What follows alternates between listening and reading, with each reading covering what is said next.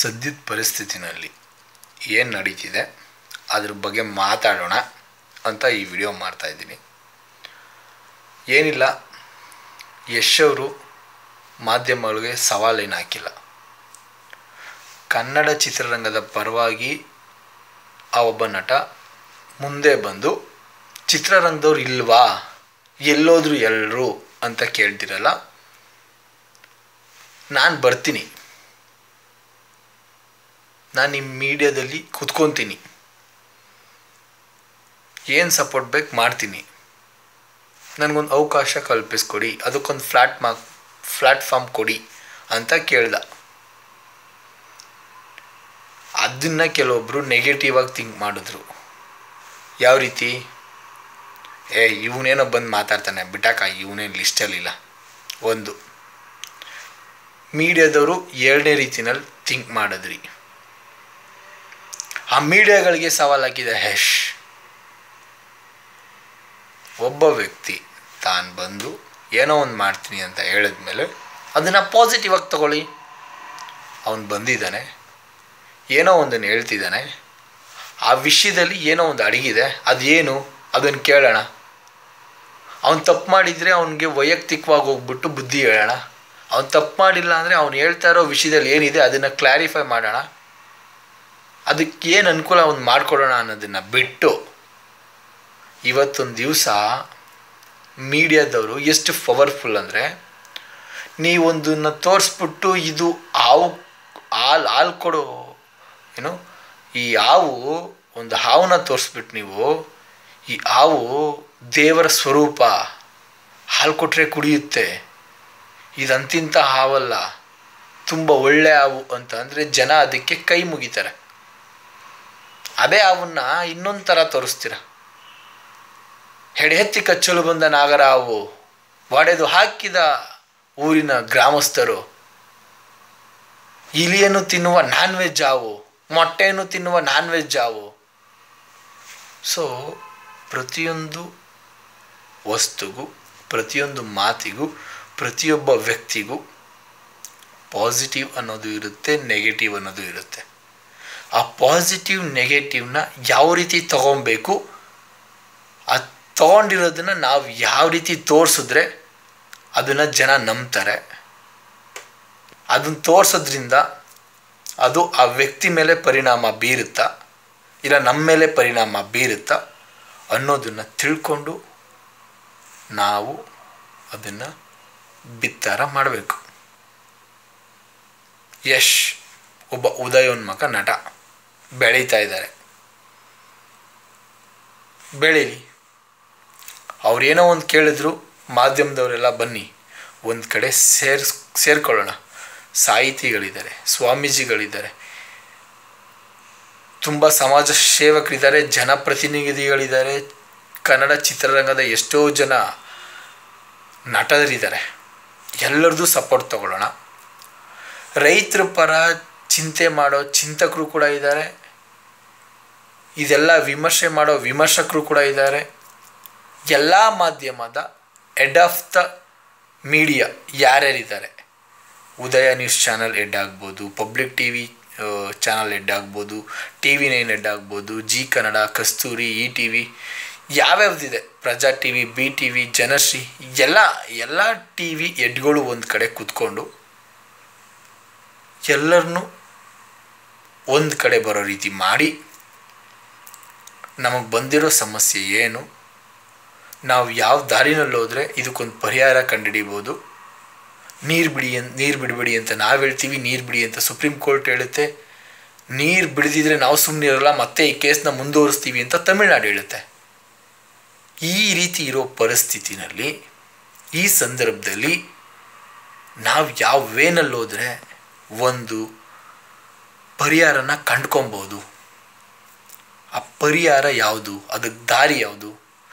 ಎಲ್ಲರೂ ಒಟ್ಟಾಗಿ ಸೇರಿದ್ರೆ ಪ್ರತಿಯೊಬ್ಬನೂ ಪಾಸಿಟಿವ್ ಆಗೇ ಮಾತಾಡ್ತಾನೆ. ಇಲ್ಲಿ ರೈತರ ವಿರುದ್ಧ ಮಾತಾಡೋ ಒಬ್ಬ ವ್ಯಕ್ತಿ ಕೂಡ ಇಲ್ಲ. ಚಿಕ್ಕ ಮಗುವಿಂದ ಹಿಡಿದು ಸಾಯೋ ಮುದುಕರುವರೆಗೂ ರೈತರ ಪರವಾಗೇ ಇದ್ದಾರೆ. ಹೌದು, ಏನಾದರೂ ಮಾಡೋಣ. ರೈತ ಒಬ್ಬ ಸತ್ತ, ಅವನಿಗೆ ನೀವು ಎಷ್ಟೋ ಒಂದಷ್ಟು ದುಡ್ಡು ಕೊಟ್ರಿ, ಜನಪ್ರತಿನಿಧಿ ಒಂದಷ್ಟು ಕೊಟ್ಟ, ಲೋಕಲ್ ಲೀಡ್ರು ಒಂದಷ್ಟು ಕೊಟ್ಟ, ಒಬ್ಬ ಸೆಲೆಬ್ರಿಟಿ ಹೋಗಿ ಒಂದಷ್ಟು ದುಡ್ಡು ಕೊಟ್ಟ, ಏನೋ ಸತ್ತಿರೋ ಒಂದು ವ್ಯಕ್ತಿಯ ಒಂದು ಕುಟುಂಬ ಏನೋ ಆಯಿತು. ಆ ಜೀವಕ್ಕೊಂದು ಬೆಲೆ ಬೇಡವಾ? ಆ ಬೆಲೆನೇ ದುಡ್ಡ? ಸರಿ, ಇವಾಗ ಸತ್ತಿರೋರು ಕೊಟ್ಬಿಟ್ರಿ, 5 ಲಕ್ಷ ಸತ್ತವ್ರು ಕೊಟ್ರಿ. ಆಲ್ರೆಡಿ ಮನ ನೊಂದಿರೋ ರೈತ, ಆರ್ಥಿಕವಾಗಿ ತುಂಬ ಕುಂದೋಗಿರೋ ರೈತ, ನಾನು ಸತ್ತರೆ ನನ್ನ ಮನೆಯವ್ರಿಗೂ 5 ಲಕ್ಷ ಕೊಡ್ತಾರೆ ಅಂತ ಸಾಯ್ಲೇನ್ರಿ? ಬೇಡ. ಇವಾಗಿನ ಸೋಷಿಯಲ್ ಮೀಡಿಯಾ ಎಷ್ಟು ಇಂಪ್ರೂವ್ ಆಗಿದೆ ಅಂದರೆ ಅದರಿಂದ ಜನ ಒಳ್ಳೆಯದನ್ನು ಕಲಿತಾ ಇದ್ದಾರೆ, ಕೆಟ್ಟದನ್ನು ಕಲಿತಾ ಇದ್ದಾರೆ. ದಯವಿಟ್ಟು ಒಳ್ಳೆಯದನ್ನು ಅಪ್ಲೋಡ್ ಮಾಡೋಣ, ಒಳ್ಳೆಯದನ್ನು ಎಲ್ಲರಿಗೂ ಕೂಡ ಶೇರ್ ಮಾಡೋಣ, ಒಳ್ಳೆಯದನ್ನು ಕೂಡ ನಾವು ಕೂಡ ಅದನ್ನು ಒಂದು ಬೆಳೆಸ್ಕೊಂಡು ಉಳಿಸೋಣ. ಕನ್ನಡಕ್ಕೋಸ್ಕರ ಅಂದ ತಕ್ಷಣ ಎಷ್ಟೋ ಜನ ಯುವಕರು, ಎಷ್ಟೋ ಜನ ಬಿಸಿ ರಕ್ತದ ಯುವಕರು ಏನಾದರೂ ಒಂದು ಮಾಡೋಣ ಅಂತ ರೆಡಿ ಇದ್ದಾರೆ. ಅಂಥವ್ರನ್ನ ಉಪಯೋಗಿಸ್ಕೊಳ್ಳೋಣ. ಯಾರಿಗೆ ಬರಲ್ಲ, ಕಾಸು ಕೊಟ್ಬಿಟ್ಟು ಓಟ್ ಹಾಕ್ಸ್ಕೊಳ್ಳೋ ಒಬ್ಬ ಜನಪ್ರತಿನಿಧಿ ಏನೋ ಒಂದು ಮಾಡ್ತಾರೆ ಅಂತ ಅಂದರೆ ಅವ್ರಿಗೇ ಬಸ್ಸಲ್ಲೆಲ್ಲ ಜನಗಳನ್ನ ಕರೆಸಿ ಮೈಸೂರು ಪ್ಯಾಲೇಸ್ ರೋಡ್ನೆಲ್ಲ ಬ್ಲಾಕ್ ಮಾಡಿಸಿ, ಫ್ರೀಡಮ್ ಪಾರ್ಕ್ ಹತ್ರ ಇರೋ ರೋಡ್ನೆಲ್ಲ ಬ್ಲಾಕ್ ಮಾಡಿಸಿ, ವಿಧಾನಸೌಧದ ಹತ್ರ ಎಲ್ಲ ಬ್ಲಾಕ್ ಮಾಡಿಸಿ, ಇಡೀ ಬೆಂಗಳೂರನ್ನೇ ಜಾಮ್ ಮಾಡಿಸ್ಬಿಟ್ಟು ಜನಗಳನ್ನ ಸೇರಿಸ್ತಾರೆ. ರೈತರ ಪರವಾಗಿ ಯುವಕರು ಬರಲ್ವಾ? ಕಾಲೇಜ್ ವಿದ್ಯಾರ್ಥಿಗಳು ಬರಲ್ವಾ? ಆಟೋ ಡ್ರೈವರ್ಗಳು ಬರಲ್ವಾ? ಪ್ರತಿಯೊಬ್ಬರು ಬರ್ತಾರೆ. ಪ್ರತಿಯೊಂದು ಇಂಡಸ್ಟ್ರಿನಲ್ಲಿರೋ ಹೊರಗಡೆಯಿಂದ ಬಂದಿರತಕ್ಕಂಥ ಜನರು ಕೂಡ ನಮ್ಮ ಜೊತೆ ಸೇರ್ತಾರೆ. ಅದು ಕನ್ನಡದ ಪವರ್. ಅದನ್ನು ಉಳಿಸ್ಬೇಕು, ಅದನ್ನು ಬೆಳೆಸ್ಬೇಕು ಅಂತ ಅಂದರೆ ನೀವು ಹಿರಿಯರು ಯಾರಿದ್ದೀರಾ, ನಮಗೆ ತಿದ್ದಿ ಬುದ್ಧಿ ಹೇಳ್ತಕ್ಕಂಥ ಹಿರಿಯರು, ನೀವು ತಪ್ಪು ಮಾಡಬೇಡಿ. ನೀವು ಇಲ್ಲಿವರೆಗೂ ಆಗಲೇ ಮಾಡಿರೋ ತಪ್ಪುಗಳನ್ನ ಸರಿ ಮಾಡ್ಕೋಬೇಕು ಅಂದರೆ this is the good chance, good way for you all whoever already made the mistake. Please support to Kannada and Kaveri. ಓಕೆನಾ? ಮಾತಾಡಬೇಕಾದ್ರೆ ಕನ್ನಡ ಅಂತ ಅಂದ ತಕ್ಷಣ ಏನೋ ಒಂದು ಆ ರಕ್ತದ ಒತ್ತಡನೇ ಜಾಸ್ತಿ ಆಗುತ್ತೆ. ಏನಕ್ಕೆ ಅಂದರೆ ಆ ಪವರ್ ತಾಯಿ ಭುವನೇಶ್ವರಿ ಪ್ರತಿಯೊಬ್ಬರಿಗೂ ಕೊಟ್ಟಿದ್ದಾರೆ. ಅದೇ ರೀತಿ ಯಶ್ ಅವರು ಕೂಡ ಇವತ್ತು ಪ್ರೆಸ್ ಮೀಟಲ್ಲಿ ಮಾಡ್ತಾ ಇದ್ದಾಗ ಇಂಪ್ರೆಸ್ ತುಂಬ ಜನ ಆಗಿದ್ದಾರೆ. ಬಿಕಾಸ್ ನೀವು ಬೇಕಾದರೆ ನೋಡಿ ಅದನ್ನು ಏನು ಮಾಡ್ಬೋದು, ಏನು ಮಾಡಬೇಕು ಅಂತ ತೋರಿಸಿದ್ದಾರೆ. ಅದನ್ನು ಮಾಡೋಣ. ನಿಮ್ಮ ಮೀಡಿಯಾದವ್ರು ಯಾರಾದರೂ ಮಿಸ್ಟೇಕ್ ಮಾಡಿದ್ರೆ ಅದನ್ನು ತೋರಿಸ್ತೀರಾ? ಮಾಧ್ಯಮದವ್ರು ಈ ಥರ ಮಾಡೋರು ಅಂತ ಯಾರೂ ತೋರಿಸಲ್ಲ. ಬೇಕಾದರೆ ತುಂಬ ಉದಾಹರಣೆಗಳಿದೆ. ಹಂಗಾದರೆ ಮಾಧ್ಯಮದವರು 100% ಪರ್ಫೆಕ್ಟಾ? ನೋಡಿರಿ, ಯಾವ ಟಿ ವಿ ಚಾನಲ್ ಹೆಡ್ಡು ಯಾರಿಗೇನು ಹೆಲ್ಪ್ ಮಾಡಿದ್ದಾರೆ ತೋರಿಸ್ರಿ. ರೈತರಿಗೆ ನೀವು ರಿಯಾಲಿಟಿ ಶೋಗಳು ಮಾಡ್ಕೊಬೋದು. ಆಲ್ರೆಡಿ ತುಂಬ ನೇಮು ಫೇಮು ಇರೋರನ್ನೇ ಕರ್ಕೊಬಂದು ನಿಮ್ಮ TRP ವ್ಯಾಲ್ಯೂಗೋಸ್ಕರ ಯಾವುದೋ ಒಂದು ಫಂಕ್ಷನ್ಗಳು ಮಾಡಿಕೊಂಡು ದುಡ್ಡು ಮಾಡ್ಕೊಬೋದು. ನಿಮ್ಮ ರೆವಿನ್ಯೂ ಜಾಸ್ತಿನೇ ಬರ್ಬೋದು ರೀ. ನಿಮ್ಮ TV ಹೆಡ್ಗಳೆಲ್ಲ ಸೇರಿ ಎಲ್ಲೋ ಒಂದು ಫಂಕ್ಷನ್ ಮಾಡಿ ಸತ್ತಿರೋ ಈ ಜಿಲ್ಲೆಯ ಇಷ್ಟು ಜನ ಗ್ರಾಮದ ಇಷ್ಟು ಜನ ಗ್ರಾಮಸ್ಥರಿಗೆ ಸತ್ತೋದವ್ರಿಗೆ ಇಷ್ಟು ನಾವು ದುಡ್ಡು ಕೊಟ್ಟಿದ್ದೀವಿ, ಈ ಥರ ಹೆಲ್ಪ್ ಮಾಡಿದ್ದೀವಿ, ಈ ಥರ ಒಂದು ನಮ್ಮ ಚಾನಲಿಂದ ಆಗಿದೆ ಅಂತ ತೋರಿಸ್ರಿ. ಇಲ್ಲ, ನಿಮ್ಮ ಚಾನಲ್ ಮುಖಾಂತರ ಇನ್ನೊಂದು ಜನಪ್ರತಿನಿಧಿಯಿಂದ ಫೋನ್ ಮಾಡಿ ಎದುರಿಸಿ ಅವ್ರ ಕಡೆಯಿಂದ ದುಡ್ಡು ಕೊಡಿಸ್ತೀರ. ಯಾಕೆ? ಮಾಡೋಣ ಹೆಲ್ಪು. ನೀವೊಬ್ಬರು ಕೈ ಜೋಡಿಸಿದ್ರೆ ಏನು ಬೇಕಾದರೂ ಮಾಡ್ಬೋದು. ಯಾಕೆ ಮಾಡೋಕ್ಕಾಗಲ್ಲ? ಈ ಸಂದರ್ಭ ಇವಾಗ ಚೆನ್ನಾಗಿದೆ ಅಂತ ನನಗನ್ಸುತ್ತೆ. ಸೊ ಎಲ್ಲರನ್ನೂ ಸೇರಿಸಿ ಎಲ್ಲರೂ ಏನಾದರೂ ಒಂದು ಮಾಡೋಣ. ಯಾಕೆ ಮಾಡೋಕ್ಕಾಗಲ್ಲ? ಮಾಡ್ಬೋದು. ಅದಕ್ಕೆ ಎಲ್ಲರದ್ದು ಬೆಂಬಲ ಇದೆ. ಬಟ್ ನೀವೇನು ತೋರಿಸ್ತೀರಾ ಅದನ್ನು ನಂಬ್ತಾರೆ ಜನ. ಸೊ ನೀವು ತೋರಿಸೋದಕ್ಕಿಂತ ಮುಂಚೆ ಅದರಲ್ಲಿ ಎಷ್ಟು % ಸತ್ಯ, ಎಷ್ಟು % ಒಳ್ಳೆಯದು, ಅದರಿಂದ ಯಾರಿಗೆ ಏನಾಗ್ಬೋದು, ಯಾವ ರೀತಿ ಎಫೆಕ್ಟ್ ಆಗುತ್ತೆ ಅನ್ನೋದನ್ನು ತಿಳ್ಕೊಂಡು ದಯವಿಟ್ಟು ಅದನ್ನು ಪ್ರಸಾರ ಮಾಡಿ. ಇಲ್ಲಿ ಏನೋ ಒಬ್ಬರು ಮಾತಾಡಿರ್ತಾರೆ, ಅದನ್ನೇ ಇನ್ನೊಬ್ರಿಗೆ ಮಾತಾಡಿದ್ರು ಅಂತ ಒಂದು ಕ್ವಶನ್ ಮಾರ್ಕ್ ಹಾಕ್ತೀರಾ. ಪ್ರವೋಕ್ ಮಾಡಿಬಿಡಿ ಫ್ಯಾನ್ಸ್ಗಳನ್ನ. ಸುದೀಪ್ ಅವ್ರಿಗೆ ಶಿವಣ್ಣವರು ಹೇಳ್ದಂಗಿತ್ತ ಈ ಮಾತು? Question mark. ಓ, ಶಿವಣ್ಣವರೇ ಹಿಂಗೆ ಮಾತಾಡೋದಕ್ಕೆ ಸುದೀಪ್ ಅವರು ತಿರುಗಿಸಿ ಈ ಥರ ಹೇಳಿದ್ರ? Question mark. ಏನಕ್ಕಿದೆಲ್ಲ? ಸುದೀಪ್ ಶಿವಣ್ಣ ಇಬ್ಬರು ತುಂಬ ಚೆನ್ನಾಗಿ ಓಡಾಡಿದ್ರು, ಇಬ್ಬರು ಚೆನ್ನಾಗಿದ್ದಾರೆ. ಇಲ್ಲಿ ಸುದೀಪು ಫ್ಯಾನು ಮತ್ತು ಶಿವಣ್ಣ ಅವ್ರ ಫ್ಯಾನು ಚೆನ್ನಾಗಿರ್ತಾರೆ, ಜೊತೇಲಿ ಚೆನ್ನಾಗಿರ್ತಾರೆ. ಯಶ್ ಹಿಂಗಿದ್ರು, ದರ್ಶನ್ ಹಿಂಗಿದ್ರು, ಪುನೀತ್ ಹಿಂಗಿದ್ರು, ಚೆನ್ನಾಗಿ ಜೊತೇಲಿ ಇರೋದನ್ನು ತೋರಿಸಿ. ಇನ್ ಕೇಸ್ ಅವ್ರು ಒಂದು ಸಣ್ಣ ಪುಟ್ಟ ಜಗಳ ಮಾಡಿದ್ರು ಎತ್ತಿ ತೋರಿಸ್ಬಿಟ್ಟು ನಿಮ್ಮ TRP ವ್ಯಾಲ್ಯೂಗೋಸ್ಕರ ಎತ್ತಿ ತೋರಿಸ್ಬಿಡ್ಬೇಡಿ. ಸಣ್ಣ ಪುಟ್ಟ ಜಗಳಗಳು, ಸಣ್ಣ ಪುಟ್ಟ ಮಾತುಗಳು ಕಾಮನ್. ಹಂಗಿದ್ರೆ ಬನ್ರಪ್ಪ, ನಾನು ನಮ್ಮ ಫ್ರೆಂಡ್ಗಳ ಜೊತೆ ದಿನ ಬೆಳಗಾನ ಅವ್ರ ಬಗ್ಗೆ ಹೇಳ್ತಾ ಇರ್ತೀನಿ, ದಿನ ಬೆಳಗಾನ ಅವ್ರ ಬಗ್ಗೆ ಮಾತಾಡ್ತಾ ಇರ್ತೀನಿ. ನಮ್ಮದು ಒಂದು ವಿಡಿಯೋ ಮಾಡಿಬಿಟ್ಟು ಹಾಕ್ಬಿಡಿ, ಅಪ್ಲೋಡ್ ಮಾಡಿಬಿಡಿ, ನಿಮ್ಮ TV ಪ್ರಸಾರ ಮಾಡಿಬಿಡಿ. ಆಗಲ್ಲ, ಯಾಕೆ ನಾವು ಸೆಲೆಬ್ರಿಟಿಗಳಲ್ವಲ್ಲ, ನಾವು ಆಫ್ರಾಲ್ ಇಲ್ಲಿ ಪಬ್ಲಿಕ್ ಅಷ್ಟೇ, ಆಗಲ್ಲ ಅಲ್ವಾ? ಅದಕ್ಕೆ ಹೇಳೋದು, ಇದನ್ನ ಕಾಮನ್ ಅಂತ ಹೇಳ್ತಾರೆ. ಈ ಜನಗಳೇ ಮಾಡ್ಕೊಳ್ಳೋದನ್ನ ಕಾಮನ್ ಅಂತ ಹೇಳ್ತಾರೆ. ಅದೇ ಸೆಲೆಬ್ರಿಟಿಗಳು ಮಾಡಿಬಿಟ್ರೆ ದೊಡ್ಡ ಇಶ್ಯೂ ಅಂತ ಹೇಳ್ತಾರೆ. ಓಕೆನಾ? ಅದನ್ನು ಕಾಮನ್ ಅಂತ ತೋರಿಸಿ. ಓಕೆನಾ? ಎಲ್ಲ ಅಭಿಮಾನಿಗಳು ಕನ್ನಡದ ಅಭಿಮಾನಿಗಳಾಗಬೇಕೇ ಹೊರತು ವ್ಯಕ್ತಿಗತವಾಗಿ ಅಭಿಮಾನ ಹೋಗಬಾರ್ದು. ಆಯಿತಾ? ನಾನು ಇಂಥವ್ರ ಅಭಿಮಾನಿ ಅಂಥವ್ನಿಗೆ ಮಾತ್ರ ಸಪೋರ್ಟ್ ಮಾಡ್ತೀನಿ, ನಾನು ಇಂಥವ್ರ ಅಭಿಮಾನಿ ಇಂಥವ್ರಿಗೆ ಮಾತ್ರ ಸಪೋರ್ಟ್ ಮಾಡ್ತೀನಿ, ಅವ್ನು ಹಿಂಗೆ ಮಾತಾಡ್ದ, ಇವ್ನು ಹಿಂಗೆ ಮಾತಾಡ್ದ, ಆ ಫಿಲಮಲ್ಲಿ ಬರೋ ಪಂಚ್ ಡೈಲಾಗು ಇಂಥವ್ನಿಗೋಸ್ಕರನೇ ಹೇಳಿರೋದು. ಏನಕ್ಕೆ ತೋರಿಸ್ತೀರಾ ಇದನ್ನೆಲ್ಲ? ಅಂದರೆ ನೀವು ಎಲ್ಲರನ್ನೂ ಒಗ್ಗೂಡಿಸ್ಬೇಕು ಅಂತ ಆಸೆ ಇದೆಯಾ? ಇಲ್ಲ ಎಲ್ಲರೂ ಕಿತ್ತಾಡ್ಕೊಂಡ್ರೆ ಅದನ್ನು ನಾವು ನ್ಯೂಸ್ನಲ್ಲಿ ತೋರಿಸಿ ನಾವು ಒಂದು ಸೆನ್ಸೇಷನಲ್ ನ್ಯೂಸು, ಬ್ರೇಕಿಂಗ್ ನ್ಯೂಸ್ ಅಂತ ಕ್ರಿಯೇಟ್ ಮಾಡಬೇಕು ಅಂತ ತೋರಿಸ್ತೀರಾ? ನೀವು ಮೀಡಿಯಾದವ್ರು ಮಾಡೋದೇ ಸರಿನಾ? 6 ತಿಂಗಳಿಂದ ನಾನೇ ಫೇಸ್ಬುಕ್ಕಲ್ಲಿ ಒಂದು ರೆಕಾರ್ಡ್ ಕೇಳಿದೆ. ನಿಮ್ಮ ಮೀಡಿಯಾದ ಯಾರೋ ಒಬ್ಬರು ರಿಪೋರ್ಟ್ರು ಯಾರೋ ಇನ್ನೊಬ್ರಿಗೆ ಬೈದಿರೋದು, ಬಾಯಿಗೆ ಬಂದಂಗೆ ಬೈದಿರೋದು. ಫೇಸ್ಬುಕ್ಕಲ್ಲಿ ಬಿಟ್ಟರೆ, ವಾಟ್ಸಪ್ಪಲ್ಲಿ ಟ್ಯೂನ್ ಬಿಟ್ಟರೆ ಆ ರೆಕಾರ್ಡಿಂಗು ಯಾರಾದರೂ ಮೀಡಿಯಾದವ್ರು ಅದ್ರ ಬಗ್ಗೆ ಮಾತಾಡಿದಾರೆ ಹೇಳಿ? ಹೋಗಲಿ, ನಿಮ್ಮ ಆ್ಯಂಕರ್ಸು ರಿಪೋರ್ಟು ಏನೋ ನ್ಯೂಸ್ ತರಬೇಕು ಅಂತ ಹೋಗ್ತಾರೆ. ನಾವೇ ನೋಡಿದ್ದೀವಿ ಯೂಟ್ಯೂಬಲ್ಲೆಲ್ಲ ಯಾವ ಥರ ವಿಡಿಯೋ ಇರುತ್ತೆ ಅಂತ.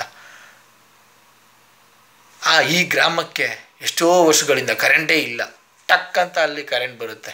ಅಯ್ಯೋ ಕಟ್ ಮಾಡಪ್ಪ, ಇನ್ನೊಂದು ತೆಗಿಯೋಣ ಅಂತೀರ.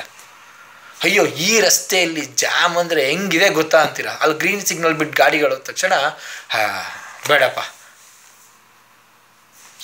ಯಾವುದಿದೆಲ್ಲ ಅಂದರೆ ನೀವು ಮಾಡೋದು ಕರೆಕ್ಟಾ?